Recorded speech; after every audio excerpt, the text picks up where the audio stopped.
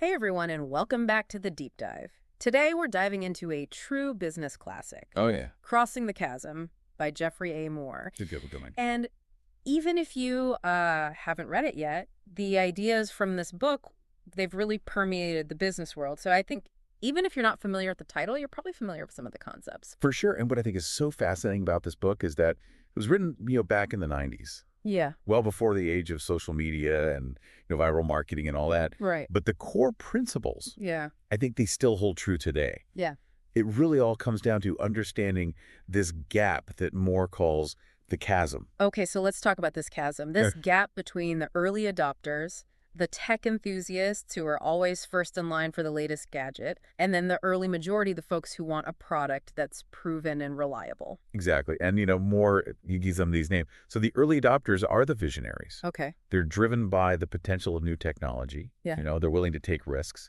The cutting edge. Yeah, they want to tinkers. They want to be the first on the block with the new shiny thing. Mm-hmm. Pragmatists, on the other hand, they're much more cautious. They want to know it works. They want to know that it works, that it solves a real problem for them, Right. that there's support available if they run into trouble. So how do you bridge that gap? Moore uses this analogy of a D-Day invasion. Yeah, A little dramatic, I know, but it kind of makes sense when you think about it. it does. It really highlights the need for a focused, strategic approach. Mm. You can't just kind of throw your product out there and hope for the best. Right. You really need to pick a specific target market, your beachhead, and Right. concentrate all your resources on winning over that niche. So you're saying instead of trying to appeal to everyone, Yes. you need to really hone in on a specific group? Absolutely. And I think counterintuitively, Mm. people think, well, if I want to reach as many people as possible, shouldn't I make my product appeal to as many people as possible? Yeah, cast a wide net. But, Moore says, no. Okay. In the early stages, Yeah. it's actually more effective to dominate a smaller niche Okay. than to try to be everything to everyone. So kind of like, I don't know if this is the right analogy, but the idea of like, a small business getting a loan. Mm. Sometimes they'll say, okay, focus on profitability. Yes. Don't worry about growth, yet prove that you can be profitable and then you can grow. It's a really good analogy. Mm. And, a lot of times venture capitalists, they want to see that hockey stick growth. Right. But what Moore's saying is that's not always realistic when you're trying to cross this chasm. Yeah, you're proving the concept. You're proving the concept first. So you're saying focusing on a specific niche Mm. can actually be the foundation for future growth. Yeah, you build up that expertise in that niche, Mm-hmm. and then you can expand outward from there. Okay, but how do you choose the right beachhead? How do you choose the right niche? Yeah, well, Moore suggests creating a detailed profile of your ideal customer. He calls it target customer characterization, which sounds a little technical, but it's really about understanding Yeah. their needs, their motivations, even their fears. Fears. Okay. You want to get into the head of your ideal customer. Mm-hmm. What are their aspirations? What keeps them up at night? You really want to see the world through their eyes. So it's more than just demographic. It is. It's about understanding psychographics, Right. values, beliefs, Those deeper things. those deeper things. Yeah. Yeah. And I think one of the examples that he uses in the book that's really helpful is the example of an electronic book. Okay. So instead of talking about, the technical specifications of the device, he paints this picture of an aircraft mechanic named Ernie Ernie. who needs to access complex technical documentation quickly. Okay. So by focusing on Ernie's needs and frustrations, Yeah. he highlights the value proposition of this electronic book Yeah. in a way that resonates with a specific target audience. So instead of saying, oh, this e-reader has, this many gigabytes of memory. Yeah. And it's, this size screen, you're saying, okay, Ernie, the aircraft mechanic, you need this to do your job. Exactly. Okay, I'm starting to see how this all fits together. You identify your beachhead, you understand your ideal customer, and then you craft a message that speaks to their needs and desires. Precisely. And that's where the concept of the whole product comes in. Ah, yes, That's the it. whole product. This is one of those ideas that just seems so obvious in hindsight, but it's often overlooked. Yeah. And it's basically the realization that, to win over the pragmatic majority, the product is more than just the gadget itself. Exactly. Think back to Ernie, our aircraft mechanic. Yeah. He needs more than just an e-reader. He needs the content. He needs the right content. He needs easy access to updates. Right. And he needs a way to seamlessly integrate the device into his workflow. So the whole product includes not just the core product, but also all of those supporting elements Just all the supporting elements. that make it a complete solution. Make it a complete solution. It's about anticipating the customer's needs and providing them with everything they need to be successful. Absolutely. And it's about understanding that that whole product evolves over time as well. Okay, so what might be considered an augmented feature today might be expected tomorrow. Yeah, exactly. It's a very dynamic concept. So, okay, you've got your beachhead, you understand your target customer, you're assembling your whole product. What's next on the chasm crossing checklist? Positioning. Okay. Positioning. And this is where we really move from a product-centric approach to a market-centric approach. Okay. In the early market, you can often get away with talking about your technology, highlighting all your cool features. Right. But to win over the pragmatic majority, you need to demonstrate market leadership. You want to know that other people are using it. Yeah, you need to position yourself as the safe choice, the company that understands their world and can solve their problems. So instead of just talking about how cool your technology is, you need to show how it fits into their existing workflows and solves real-world problems. Yeah. Exactly. And Moore provides some great examples of how companies can create the competition by using existing familiar players as reference points. Okay, so it's like we're kind of like these guys that you already know. Yes. But we're better in this specific way. Exactly. It's about clarity and focus. Okay. You need to articulate your value proposition in a way that resonates with your target audience. So not necessarily trying to be the cheapest or the most feature-rich, but the best solution for a specific need. Exactly. And I love the example that he gives about Intuit. Okay. The company behind Quicken. Yeah. They didn't try to position Quicken as, the most advanced financial software out there. Right. They focus on a very specific pain point. Okay. Managing your personal finances more easily than with a traditional checkbook. So they created the competition by positioning themselves against the old way of doing things. Exactly. That's brilliant. It's a classic example of how effective positioning can make all the difference. So we've covered a lot of ground here. We have. We've talked about the chasm itself, the D-Day strategy, the whole product and positioning. But how do you actually get the product into the hands of your target customers? What about distribution? Ah, yes, distribution. That's a critical piece of the puzzle. Yeah. And Crossing the Chasm dives into all the different channels available, each with its own advantages and challenges. I bet. And we'll explore those in more detail in the next part of our deep dive. I'm looking forward to it. So picking up right where we left off, let's talk about distribution channels. Okay. So Crossing the Chasm really highlights this classic dilemma of direct sales versus retail, Right. each with its own pros and cons. I imagine direct sales would be really good for, early on Sure. to cultivate those early customer relationships. Exactly. Direct sales allows for a lot more control over your messaging. Right. You can tailor it to each customer's specific needs and build that all-important trust, especially when you're explaining a complex product or a novel product. Yeah, you need that hand-holding in the beginning. You do. But wouldn't retail offer a wider reach, especially when you're trying to go mainstream? Yeah, you bring up a really good point. I mean, everybody goes shopping. Right. Yeah. And the efficiency of retail becomes very essential as you scale. Okay. Because imagine trying to manage, thousands of individual sales conversations. Right. It's just not sustainable. Right. But Moore, he offers a really interesting approach. Okay, I'm all ears. He advocates for strategically leveraging direct sales initially, Okay. even if your end goal is retail. Interesting. So you're using direct sales to refine your whole product. Yeah, get that feedback. Get that feedback from your early adopters. Those early adopters, yeah. And then as demand grows, Yeah. you transition to more scalable channels like retail or online marketplaces. You kind of get the best of both worlds. You do. You get that early feedback you can refine, and then you can hit the mass market. Exactly. And, don't forget about VARs. Oh, right. Value-added resellers Right. and other intermediary channels. They can bridge the gap between demand creation and fulfillment, Yeah. especially when you're dealing with specialized markets or complex implementations. So it sounds like navigating this distribution landscape can be kind of tricky. It can be. It might require, shifting gears as you go. Yeah, absolutely. And speaking of shifting gears, Yeah. Crossing the Chasm doesn't just focus on getting you to the other side of the chasm. Right. It also talks about what it takes to thrive in the mainstream market. Okay. And that's where Moore's insights about this shift from a pioneer to a settler mentality Right. become super relevant. It's like that, I don't know, did you ever play Oregon Trail? I did way back in the day. Yeah, the old Apple II game. Okay. And it's like you're a pioneer crossing the country, but then when you get there, you have to settle.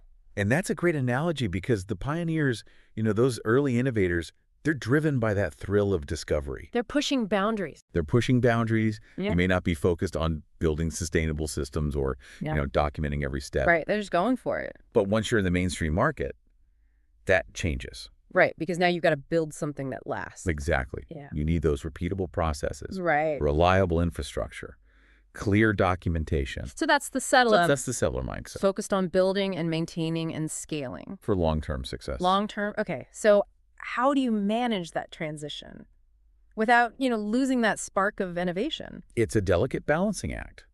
And Moore suggests this really fascinating concept called outplacing certain roles. Outplacing certain roles. Right. And it acknowledges that those skills that are essential for crossing the chasm might not be the ones that you need for sustained market dominance.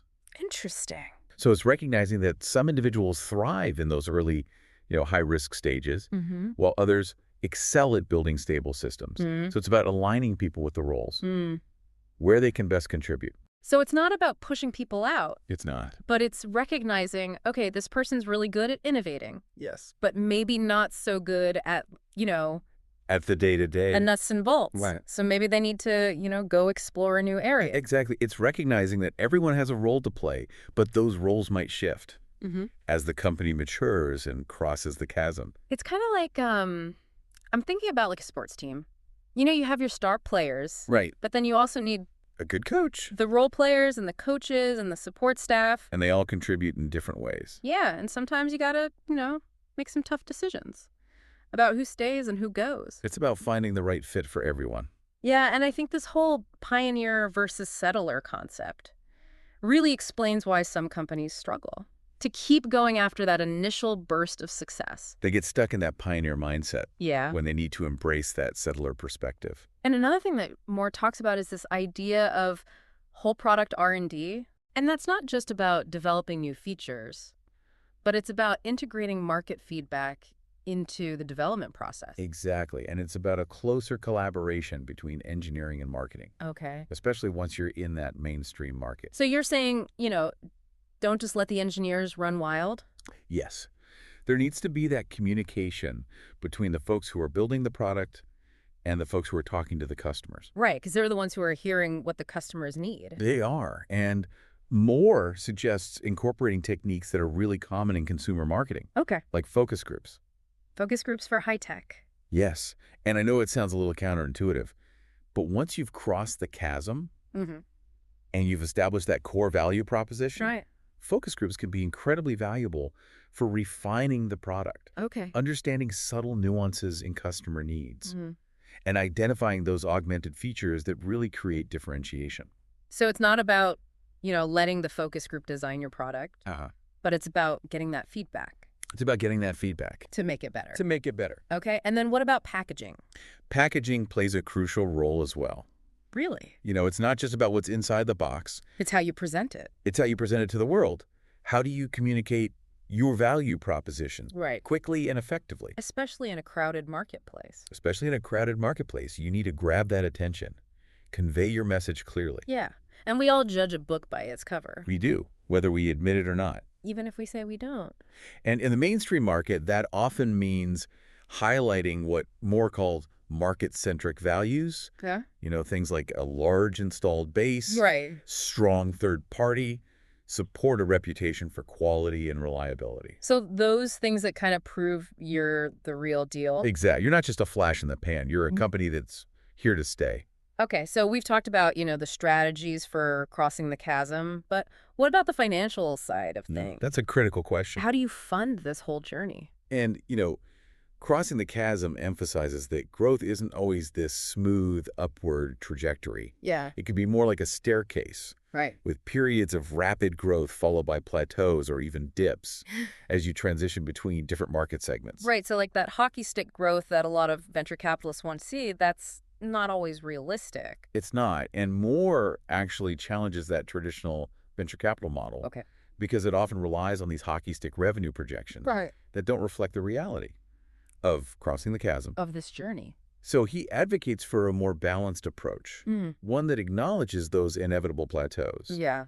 and focuses on building a sustainable business. So it's not just about growth at all costs. It's about finding that balance It is. between gross profitability and long-term sustainability. Exactly. And it requires finding investors who understand the dynamics of high-tech markets Right. and are willing to be patient partners For the long haul. for the long haul. Yeah. Because it's a journey. It is, It's not a sprint. and it's about building that trust and transparency with your investors. So it sounds like the financial side can be just as challenging as the strategic side. It absolutely can be. But by understanding the challenges and adopting that strategic approach, you can set yourself up for success. You can. And, we've been focusing on the company's perspective. Yeah. But what about the individual? Right. What about me?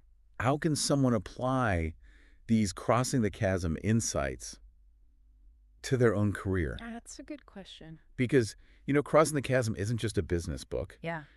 It's a framework for understanding how innovation happens, how to create lasting impact. So even if I'm not, starting a tech company, there are still things that I can learn from this. Absolutely. Think about a time when you were trying to introduce a new idea at work, Okay. maybe a new process, a new way of doing things. Yeah. Did you encounter any resistance? I mean, who hasn't? Right. And that's where Crossing the Chasm can provide some insights. Okay. Think about your colleagues as your target market. Okay. Are they visionaries who are eager to embrace new ideas? Or are they pragmatists who need to see the practical benefits? Right. So understand your audience. Understand your audience and tailor your message accordingly. So instead of just focusing on, the features, highlight the benefits. Highlight the benefits. How is it going to make their lives easier, their work more efficient, Right. their company more successful? And anticipate their needs Yeah. using that whole product concept. Exactly. What are the supporting elements? That will make your idea a complete solution. So it's about thinking beyond just the idea itself. It is. It's the execution. It's the execution. And another key takeaway is that success is not just about luck. It's not. It's about having a clear strategy, assembling the right team, being disciplined. You got it. So it's not enough to just have a great idea. You got to be able to bring it to life. You got to make it happen. You got to, persevere. Persevere through those setbacks. So it sounds like Crossing the Chasm isn't just about business success. It's also about personal growth. It is about developing the skills and the mindset to thrive in a world of constant change and innovation. That's a great way to put it. So this has been a really insightful exploration of Crossing the Chasm. It has. We've covered a lot of ground, A lot of ground. but there's still so much to unpack. And in the final part of our deep dive, we'll bring it all together Okay. and explore how these insights can be applied in a practical way to achieve lasting success, both personally and professionally. All right, so welcome back to the deep dive. We've spent the last 2 segments really digging into Crossing the Chasm, exploring this, this gap between those early adopters and that mainstream market. It's a tricky gap. Yeah, it is. It's tricky. And we've talked about, that D-Day strategy. We've talked about the whole product concept, the importance of positioning. But now I kind of want to shift gears a little bit Okay. and talk about you, the listener.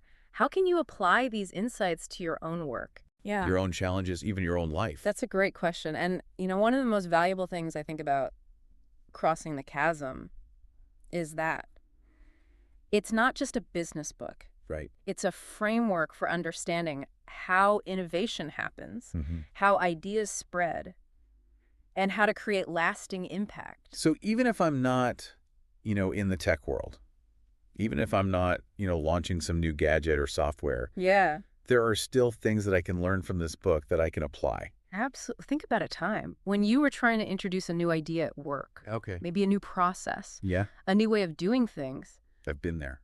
Did you encounter resistance? Of course. Did you struggle to get buy-in from your colleagues? I mean, who hasn't? Right. And that's where Crossing the Chasm can provide some really good insights. Okay, how so? Well, think about your colleagues Yeah. as your target market. Okay. Are they visionaries who are eager to embrace new ideas? Right. Or are they pragmatists who need to see the practical benefits? So know your audience. Know your audience Yeah. and tailor your message accordingly. So instead of just, Focusing on the features of my idea, Yeah. highlight the benefits. Highlight the benefits, exactly. How's it going to make their lives easier? Yay. Their work more efficient? How's this going to help the company? Yeah. How's it going to help the company be more It's successful? going to look good. Exactly. And, use that whole product concept Yeah. to anticipate their needs, address their concerns. Right. So not just, okay, here's my idea. Right. Okay, here's my idea and here's how I've thought about all the potential pitfalls. All the potential pitfalls. Yeah. And here's the training you might need. Here are the resources that we might need to get this going. Exactly. So it's thinking beyond just the idea. It is. It's the execution. It's the execution. And another key takeaway from Crossing the Chasm is that success is not just about luck or having a brilliant idea. Okay. It's about execution. It's about having a clear strategy, assembling the right team, and being disciplined in your approach. So you got to have a plan. You got to have a plan. You got to have the right people. Yeah. And you got to stick to it. You got to stick to it. You got to persevere. You got to persevere through those setbacks. It's not always going to be easy. It's not going to be a straight line. It's a journey. It is. It's a journey. So it sounds like Crossing the Chasm is really about, not just business success, but personal growth. It is. It's about developing the skills and the mindset to thrive in a world of constant change and innovation. So it's about embracing the challenge. Embracing the challenge, yeah. And I think to wrap things up, I want to challenge you, the listener, Okay. to apply this whole product concept to your own life. Ooh, I like that. If you were to create your personal whole product, what would it include? That's a great question. What are the essential elements? Yeah. What are the augmented features? What are the potential future enhancements?